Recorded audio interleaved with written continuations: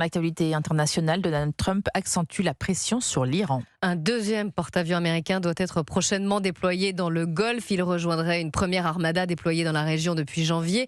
Bonjour Wilfried de Villers. Bonjour Clélie, bonjour à tous. Et avec ce porte-avions, un signal fort est envoyé au régime des Mollahs. Oui, ce navire bientôt déployé, l'USS Gerald Herford, est le plus grand porte-avions au monde. Il sera suivi d'une armada tout entière. C'est la première fois en un peu moins d'un an que la présence militaire américaine sera si importante dans la région. Même en juin dernier, au plus fort du conflit entre l'Iran et Israël, le dispositif était moins conséquent. Et cela intervient au moment où les discussions entamées fin janvier entre Washington et Téhéran n'avancent presque pas. Le régime iranien dénonce les demandes excessives des États-Unis sur son programme nucléaire et tente de tenir son cap malgré les menaces répétées de Donald Trump.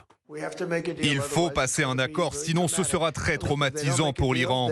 Ils auraient dû conclure un accord dès le début, mais ils ont préféré opter pour l'opération Marteau de minuit.